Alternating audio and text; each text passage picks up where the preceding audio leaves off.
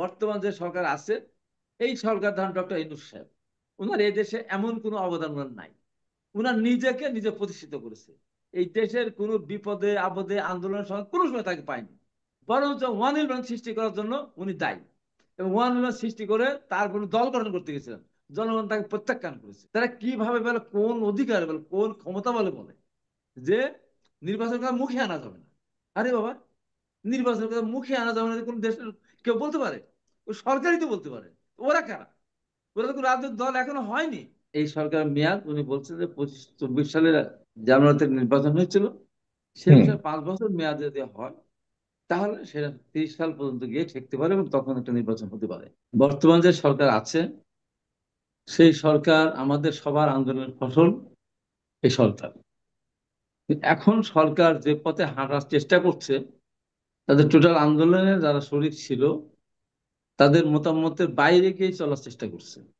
এবং তার জ্বলন্ত প্রমাণ একটা রাজনৈতিক দল গঠন করেছে এবং এটা সরকার এবং আমাদের তত্ত্বাবধায়ক সরকার প্রধান নিজে, এই দায় তাকেই নিতে হবে। বাংলাদেশের সামনের দিকে নির্বাচন নিয়ে কোনো জটিলতা সৃষ্টি হলে বা কোনো ধরনের কোনো ব্যত্যয় যদি হয়, দেশের অর্থনীতির উপরে যদি আরো বড় ধরনের কোনো দুর্যোগ নেমে আসে, এই সমস্ত কারণে সমস্ত দায় ওনাকে নিতে হবে। আমি প্রথম আপনার উত্তরটা দিই যে শেখ হাসিনাকে ফেরত দিতে চাই নির্বাচিত সরকারের হাতে। এটা হল মূল কথা। অনির্বাচিত হাতে সরকার হাতটা দিতে চায় না। এখন সেজন্য বিচার হতে হবে আগে তার।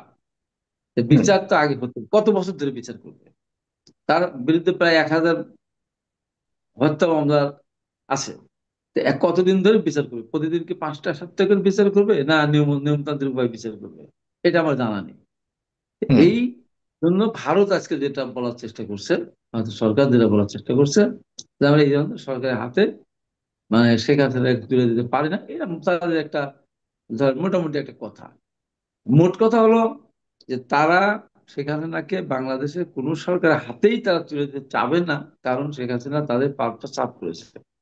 শেখ হাসিনা তাদের কাছে ছিল নিরাপদ একটা সরকার। এই উপমহাদেশে ভারতের আশেপাশের কোন দেশই তাদের পক্ষে না। সব দেশগুলি ভারত বিরোধী। কারণ ভারতের কিছু কিছু আচরণ, ভারতের কিছু কূটনৈতিক শিষ্টাচারের কারণে ছোটখাটো নেপাল ভুটান পর্যন্ত তার বিরুদ্ধে পাকিস্তান তো আসেই। বাংলাদেশ একমাত্র দেশ ছিল ভারতের পক্ষে।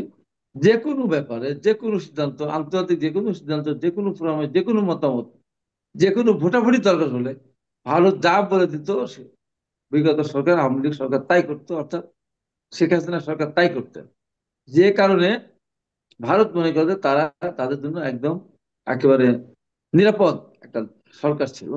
এবং দেখেন বিগত সরকারের সময় ভারত সবকিছু পেয়েছে, ট্রানজিট পেয়েছে, আবার চিটাগাং বন্দর থেকে মাল খালাস করার অগ্রাধিকার পেয়েছে এবং শুল্ক ছাড়াই একেবারে নাম মূল্যে হয়তো মাত্র কোনো কিছু বিনিময় তারা পেয়েছে।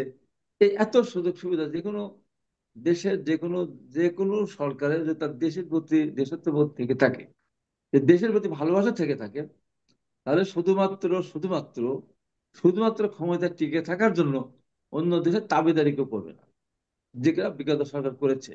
এটা হলো মূল জায়গা। এখন আপনি আসেন যে যে কথাটা আমার ভাই ব্রিগেডিয়ার নাসির সাহেব যেটা বললেন, এখন উনি উনার সেন্স থেকে বলেছেন, অত ওনার বলার এই অধিকার ওনার আছে। আমি যদি প্রশ্ন করি যে এই যে সরকার, এই সরকার মেয়াদ উনি বলছেন যে 25-24 সালের জানুয়ারিতে নির্বাচন হয়েছিল, সে হুম। বিষয়ে 5 বছর মেয়াদ যদি হয় তাহলে সেটা 30 সাল পর্যন্ত গিয়ে ঠেকতে পারে এবং তখন একটা নির্বাচন হতে পারে। ততদিন পর্যন্ত অপেক্ষা করতে হবে। এই যে কথাটা বলছেন, আর উনি বুঝে বলেছেন কি না বুঝে বলেছেন আমি আর জানি একটু না। লাউডলি বলতে হবে, আপনার সাউন্ড কমে যাচ্ছে। হ্যাঁ। বাংলাদেশের বাংলাদেশের সরকার, হুম। বাংলাদেশের যতগুলি সরকার ছিল, হুম। এই বিগত আওয়ামী লীগের সময় 3-4টা সরকার বা বিএনপি 2 টার্ম ছিল, এই 4টিটা বাদে সব সংসদে কিন্তু পূর্ণাঙ্গ মেয়াদ পায়নি। যেমন আওয়ামী লীগের প্রথম সংসদের যে মেয়াদ, তারা পূর্ণাঙ্গ পায়নি। জিয়া রহমানের সময় যে সংসদ, তারা পূর্ণাঙ্গ মেয়াদ পায়নি। এর সাথে দুটি নির্বাচনে যারা হয়েছে তারা পূর্ণাঙ্গ মেয়াদ পায়নি। হুম। তারপরে নিরপেক্ষ নিরপেক্ষ সরকারের অধীনে সভাপতির অধীনে নির্বাচন হয়েছিল। তারপর থেকে 4টি মেয়াদ সংসদ পূর্ণাঙ্গ মেয়াদ পেয়েছে। এবং তার পরবর্তী সময় এখন ধারাবাহিকতা এরা আওয়ামী লীগ বিগত 4 বছর চালিয়ে গেল।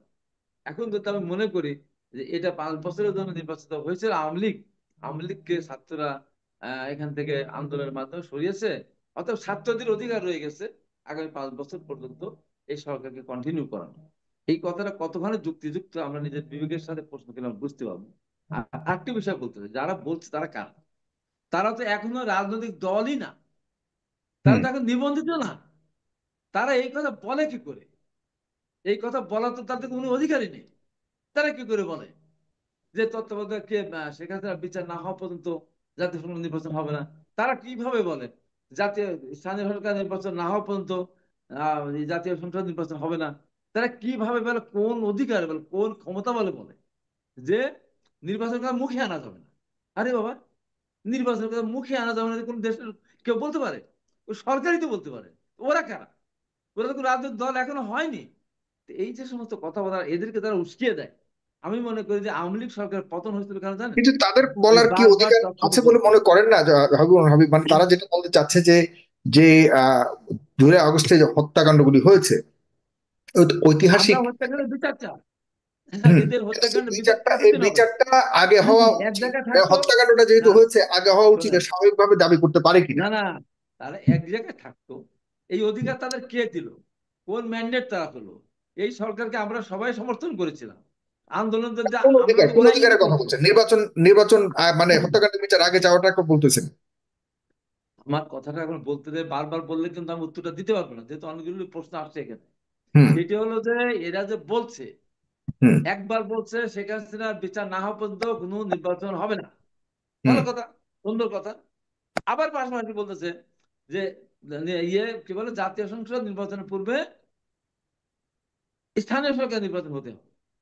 আবার তারা বলছে যে এক হতে হবে, কি বলে, ওই যে কি কি কি একটা নির্বাচন, জাতীয় পরিষদ, একটা গণপরিষদ। নির্বাচন হতে হবে। হ্যাঁ, গণপরিষদ। হুম।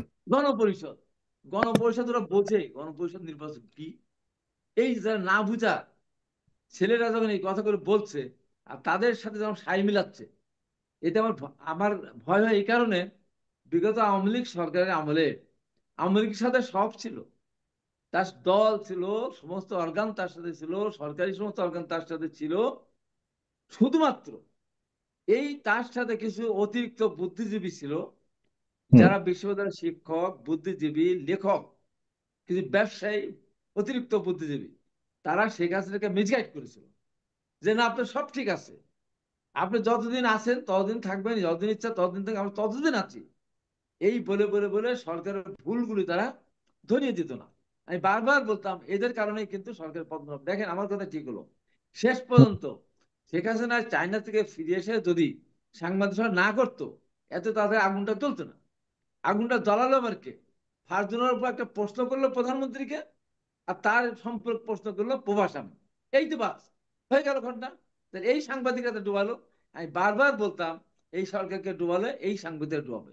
আজকে বর্তমান যে সরকার আছে, এই সরকার ধরেন ডক্টর ইউনূস সাহেব, ওনার এই দেশে এমন কোনো অবদান ওনার নাই। উনার নিজেকে নিজে প্রতিষ্ঠিত করেছে। এই দেশের কোনো বিপদে আপদে আন্দোলনের সময় কোনো সময় তাকে পায়নি, বরঞ্চ ওয়ান ইলেভেন সৃষ্টি করার জন্য উনি দায়ী। এবং ওয়ান ইলেভেন সৃষ্টি করে তার কোনো দল গঠন করতে গেছিলেন, জনগণ তাকে প্রত্যাখ্যান করেছে। এখন এই বর্তমান যে সরকার, এই সরকার যাদেরকে নিয়ে গঠন করেছে, এরা কেউ দিনের বেলা স্বপ্নেও দেখে নাই, রাতের বেলা স্বপ্নেও দেখে নাই যে বাংলাদেশে তারা মন্ত্রীর মর্যাদা নিয়ে তারা আপনার এখানে উপদেষ্টা হিসাবে তারা এখানে কাজ করবে।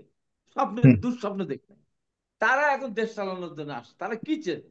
তাদের সর্বোচ্চ চাহিদা, কে কিন্তু কয়টা সচিব, মানে কে আমি কয়টা জাস্ট ভাইস প্রেসিডেন্ট। বিতর্কের জন্য আমাকে আমাকে আমাকে আমাকে কোনো কর্নার করে না, বিতর্কের জন্য যদি বলি, জনাব ব্রিগেডিয়ার জেনারেল হাসান নাসির একটু আগে একটা কথা বলেছেন, আপনি লক্ষ্য করছেন কিনা জানি না। আপনারাও কিন্তু কল্পনা করতে পারেন নাই যে 30 সালের আগে কোনো নির্বাচন হবে। না, এটা ঠিক না। উনি এই আমার উনি না, আমার এটা ঠিক, বক্তব্য অবশ্যই আপনার ঠিক। শোন, আমার হ্যাঁ। বক্তব্য শুনুন, আপনি ওটা শোনায় দেন। আমি হুম। যখন 2024 সালের 21শে এপ্রিল বেড়ে আসলাম, ওই দিন রাত্রে 11, 11:30 থেকে 12:30 পর্যন্ত হাসিনা টেবিলটাকে বলেছিলাম এই সরকার তাড়াতাড়ি চলে যাবে, অনতিবিলম্বে চলে যাবে। পরের দিন 22শে এপ্রিল আপনার সাথে আমার ফেস দ্য পিপুল, আমি ছিলাম, ব্যারিস্টার জিল্লু ছিল, আর মোহাম্মদ এটা তো মুসা আন্দোলনের সাদিক ছিল। আন্দোলনের প্রেক্ষিতে আপনি বলেছেন, আপনার কথা আমি 100%। বলেছিলাম আপনি আমি যেভাবে বলেছেন এভাবে বলেছিলাম হয়েছে, কিন্তু এই আন্দোলনটা যে এই হবে এটা কি বিএনপি কখনো কল্পনা করতে পেরেছিল? বিএনপি তো কল্পনা কয়েকটা কল্পনা আন্দোলন করবে না। ফেইলুর। হুম। কেন কল্পনা করবে না? আমি তো বললাম আমার ঘাড়ে কি দুইটা মাথা ছিল? আমি যখন আপনার সামনে যখন বললাম 22 এপ্রিল যখন বললাম যে এই সরকার থাকবে না দিল্লুর, এবং বেনজিরকে চ্যালেঞ্জ করে বললাম, বেনজির বললে আমরা কোনো করি না, ঘুষ দুর্নীতি করি না, হ্যান ত্যান, আমি তো চ্যালেঞ্জ করলাম। তা আমার ঘাড়ে কি দুইটা মাথা ছিল না? না, কিন্তু যখন আঠাশে বললাম অক্টোবরকে আঠাশে এই সরকার অক্টোবরকে লক্ষ্য করে তো আপনারা এরকম অনেক বলেছিলেন, কিন্তু হয়নি তো, সেটাই বলছিলাম।